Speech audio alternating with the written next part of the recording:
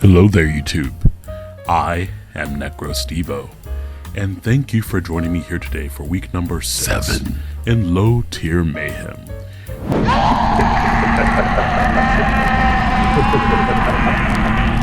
We are nearing the end of this season, and so it is of utmost importance that we do our best in the next several battles, because we want to get to playoffs. Standing in our way this week will be Freedomion and the Welsheons.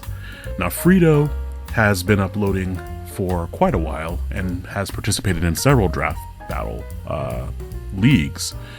Currently, Fredo's goal is to get to 300 subscribers, I believe, so please go and show him some love on his video and be sure to subscribe over there as well. As far as the Pokemon that Fredo drafted for his team, he has Heracross, Sylveon, Mamoswine that can Terra, Empoleon, Serena, Delphox, Kilowattrel, Clawitzer that can Terra, Muck, and Flapple. Now, we love to see Clawitzer and Mamoswine. Those are some of my personal favorites, not to face against because they hit so hard. Your head is so big that you have to put your shirt on big first! Big head, big head, big head! With their respective abilities and stats. But here I was definitely expecting the Heracross, Sylveon, Mamoswine, Empoleon, Kilowattrel, and the Muck. So I was planning more so for those with a little bit of backup tech foring just in case the Delphox came or just in case the Serena came, things like that. We can see that he ended up leaving several of the things that I prepped for on the bench, with him bringing Serena, Mamoswine, that Terras into the Ghost type for our battle, Kilowattrel, Delphox, Empoleon, and the, completely blanked out there. But for our side, we have Choice Bandit, Stakeout, Mabostiff, we have a Choice Scarf Gengar just to help outspeed the Kilowattrel, Loaded Dice, Terra Steel Flygon with Terra Blast for the Sylveon and for the Mamoswine. We have a very specially defensive Brambleghast with Spin and Spikes and Leech Seed. We have our physically defensive Mesprit with Stealth Rocks, and then a Swords Dance Tinkaton, just because his whole team really did not like taking Steel and Fairy type moves outside of the Empoleon, which we have Bulldoze for. So that is our lineup for this week. A little bit surprised to see Heracross left at home, given that it was his round 1 pick. Granted, the speed tiering was a little bit awkward here, so a lot of my Pokemon I just made fast enough to outspeed the Heracross, which also allowed me to pick up Adamant Natures on things like the Flygon and the Tinkaton if I wanted, just to pick up a little bit of extra damage. Now, Fredo, it is time for our battle, and this is the first time that we are facing Fredo, so absolutely looking forward to this. He does lead immediately with Mamoswine, which made me think that, okay, is this a Sash lead to get up the rocks? And then, of course, if he's Terra Ghost, that means I can't spin them away. And if so, I'm just going to get up my rocks as well. I also could have just gone for Knockoff, expecting the Terra Ghost, but if he was Sashed, I figured that would be a waste of a move. He just goes straight for the Terra Blast Ghost, and even though I am a very defensive Mesprit, this does a ton of damage, indicating that he is fully physically offensive. And because he also outsped my Mesprit, this Mesprit had enough speed to outrun a max speed Sylveon. So I had a good amount of speed investment on this Mesprit, and if he's outspeeding me, then that means he's probably max speed as well. Thinking that he might be Choice Scarfed, I go out into my Mabostiff. Damn, boy, he's thick! To absorb the next Terra Ghost Terra Blast, and we take that really well, honestly.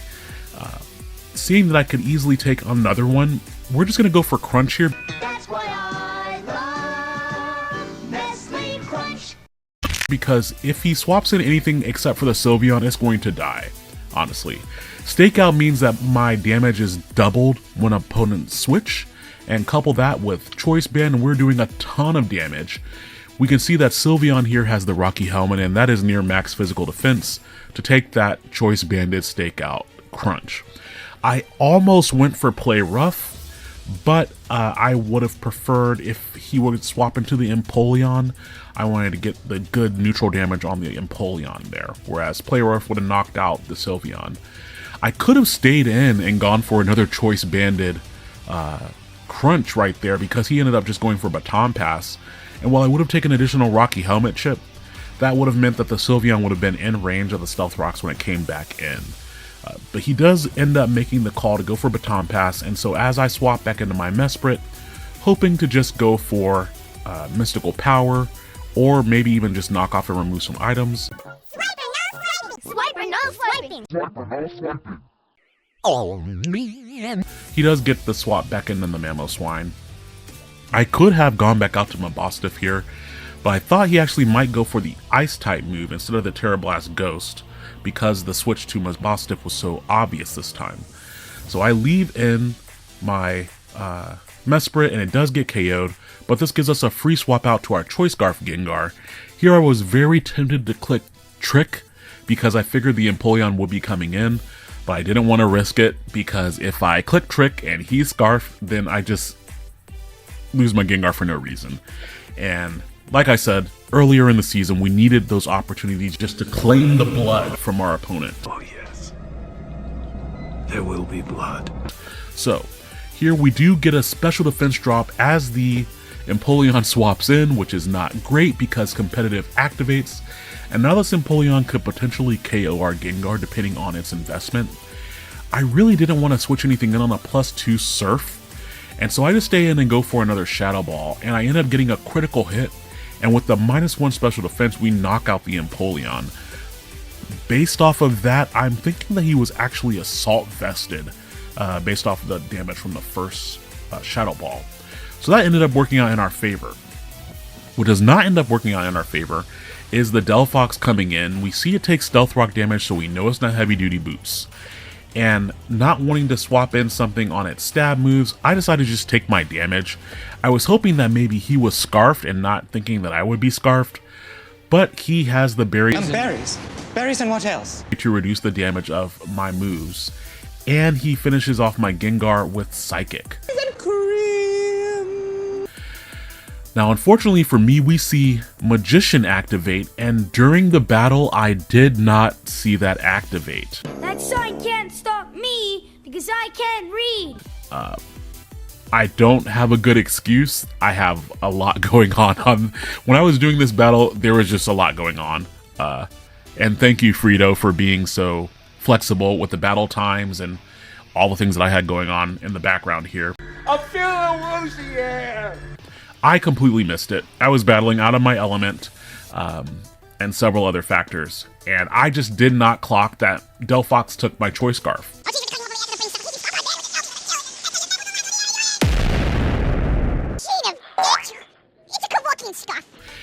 I could have just gone back out into my Mabostiff right there and clicked another Choice Banded move, but I go out into Flygon thinking that he would want to swap out.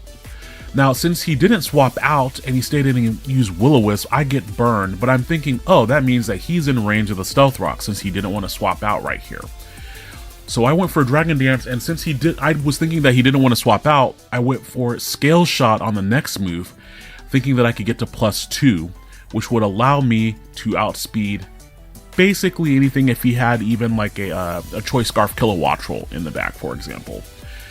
But Scale Shot does not work against the Sylveon because it's a Dragon-type move, and here, expecting him to go for a quick attack with the Pixelate boost, I decided to go ahead and use my Terra Steel type, which will make me a little bit weaker to the Delphox.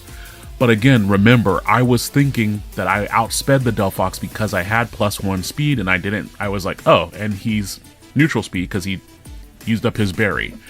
So the proper play here would have just been to go for another Dragon Dance on the Delphox after it burned me because it was locked into Will-O-Wisp with the Choice Scarf. But again, I did not realize that at the time. I didn't think that he... Anyways.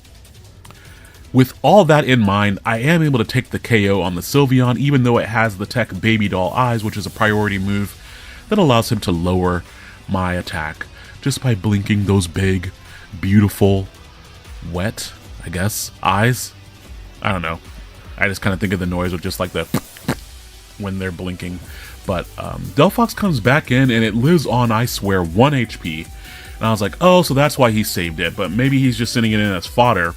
And so now that means that I can get off basically anything here. And so I wanted that speed on the scale shot. Unfortunately for me, remember he's Scarf. Delphox has base 104 base speed, and I'm running an Adamant Flygon, so I really can't outspeed it. And he drops my Flygon easily because I'm Terra Steel. And the way that in that moment, I was gobsmacked. I was astonished. I was amazed. I was in disbelief. I was additional synonyms for what the freak just happened. How did he outspeed me if I'm at +1 speed? I did not understand in the moment that he had my Choice Scarf from my Gengar. And unfortunately for me, with his Choice Scarf from my Gengar, that means that my remaining 3 Pokemon are just going to die to coverage moves from Delphox. And so that's actually going to be the end of the battle, basically, because I can't KO the Delphox because I'm not faster than it with anything. There are so many things that I would have done differently in this battle. And Frito, I really wish I could have given you a better battle, man. I was excited to battle you. I really love your narration style. And I've seen the Welsheons around so much, just like in other leagues or watching other people battle them. Man, I was so confused. Does anybody need food? Yeah. I will admit, I was so freaking confused in this battle. I was like, why did he outspeed me? Do I turn it off or turn it down? Why do you turn down for what? But it was because he had my Choice Scarf all along. On Hermione. You've got dirt on your nose, by the way. Did you know? Just there.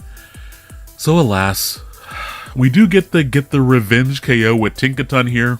I only put enough speed on Tinkaton to outspeed the Heracross, so I picked up a little bit of extra bulk. And so that does allow me to KO the Delphox at the very least.